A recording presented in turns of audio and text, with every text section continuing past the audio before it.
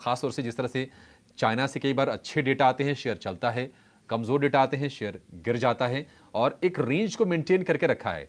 क्या कुछ ऐसा आएगा नतीजों में जो रेंज का ब्रेकआउट कराएगा शेयर का? ये बताने के लिए आशीषा हमारे साथ हैं।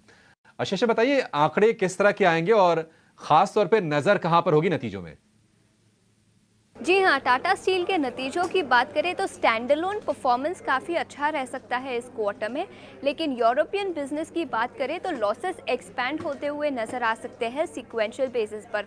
आंकड़ों की बात करें तो कंसोलिडेटेड रेवेन्यूज़ करीब करीब 56,850 करोड़ के आसपास एक्सपेक्टेड है, 2% का ग्रोथ सीक्वेंशियली, और मार्जिन्स भी 8.5% पे एक्सपेक्टेड है। तो सीक्वेंशियल बेसिस पर मार्जिन्स भी करीब करीब 70 बेसिस पॉइंट से एक्सपैंड होते हुए नजर आ सकते हैं।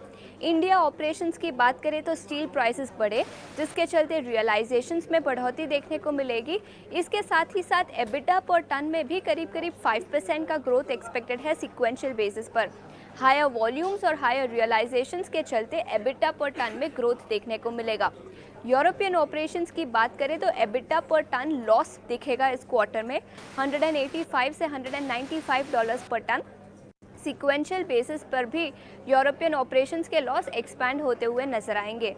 मैनेजमेंट कमेंट्री की बात करें तो यूरोपियन ऑपरेशंस जो पिछले कई क्वार्टर से लॉसेस रिपोर्ट कर रहे हैं उस पर क्या रहती है, स्पेशली यूके ऑपरेशंस पर ग्रीन स्टील ट्रांजिशनिंग के तौर पर। और इसके अलावा मैनेजमेंट की कमेंट्री कैपेक्स और डेट को लेकर भी क्या निकल कर आती है उस पर भी स्ट्रीट की नज़र रहेगी। शुक्रिया आशीषा। तो अगर हम एबिडा यानी कि कामकाजी मुनाफे की बात करें तो वहां पर भी इंप्रूवमेंट दिखेगी, मार्जिन भी सुधरने की उम्मीद है टाटा स्टील के लिए। हालांकि कमजोरी के साथ ही आज ये शेयर ट्रेड कर रहा है और बाजार का माहौल भी ऐसा ही है। लेकिन राजेश जी, एक जरा नजरिया आप शेयर कीजिए। टाटा स्टील 130 के आसपास है और दिन के निचले स्तर पर कारोबार कर रहा है।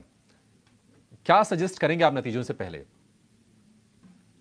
तो देखिए, टाटा स्टील को अगर ओवरऑल यहाँ पे एनालाइज करें तो स्टॉक में जरूर एक रिकवरी यहाँ पे पिछले कुछ हफ्तों में देखने को मिली, लेकिन फिर भी अगर हम इसको कंपेयर करें दूसरे मेटल स्टॉक से, यहाँ पे स्टिल अंडर परफॉर्मेंस था compare to other metal stocks.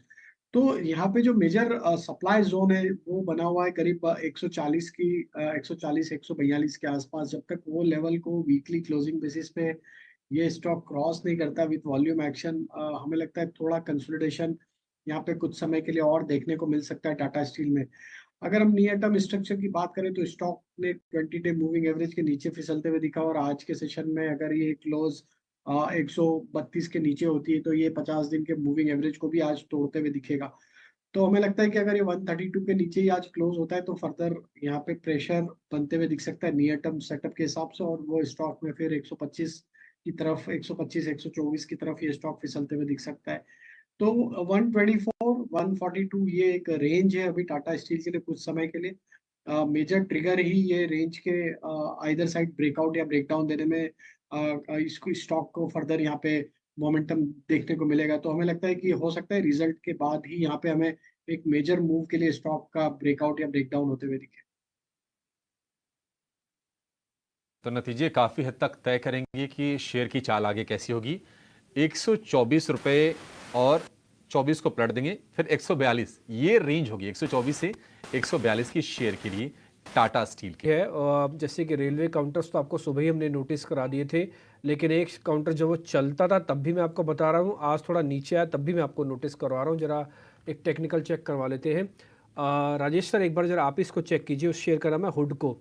हमें समझ में नहीं आता ना, बहुत स्पीड से चला, कंपनी बहुत ही बेहतरीन है, अच्छा काम किया है, लेकिन ये सिर्फ महज प्रॉफिट बुकिंग है या फिर ये सीरियस क्रैक आपको दिख रहा है? आज फर्स्ट डे में ये 10% टूटा है, पहली बार 4 करोड़ शेयरों के साथ टूटा है। तो देखिए, वॉल्यूम्स तो इसमें इसी तरीके के होते हैं, एक हाई वॉल्यूम काउंटर ही है ये, और स्टॉक में आज पहला दिन का करेक्शन देखने को मिला है। और जरूर एक अच्छी तेजी स्टॉक में पिछले कई हफ्तों में देखी है। स्टॉक में अगर हम देखें तो लॉन्ग टर्म स्ट्रक्चर के हिसाब से लॉन्ग टर्म चार्ट पे ब्रेकआउट भी ऑलरेडी यहाँ पे रजिस्टर हुए हैं। तो हमें लगता है कल के सेशन में एक बार और देखना चाहिए, अगर फॉलो अप सेलिंग रहती है फर्दर तो यहाँ पे जिनके पास भी लोअर साइड का लिया हुआ एक बार मुनाफा पार्शियली एटलीस्ट बुक करे, क्योंकि हो सकता है कि अगर यहाँ पे फर्दर फॉलो अप सेलिंग कल के सेशन में और आती है और स्टॉक 148 के नीचे फिसलता है तो फिर इसका नेक्स्ट टारगेट 138 135 की तरफ आते हुए दिखेगा। बट हमें लगता है कि डाउन साइड में अगर ये स्टॉक मिलता है टुवर्ड्स 140 138 के आसपास, ये एक वापस अपॉर्चुनिटी होगी बाय करने के लिए। तो जो लोग नहीं बाय कर पाए थे स्टॉक को, काफी तेज यहाँ पे मोमेंटम आया था, उनके लिए ये एक अपॉर्चुनिटी वापस बनेगी डिक्लाइन। तो जब तक हमें लगता है कि एक्सपायरी भी हो जाएगी, मंथली एक्सपायरी, और ये लोअर साइड पे सेटल होता है टुवर्ड्स 135 138, तो वहाँ पे बाय करना चाहिए डाउन साइड।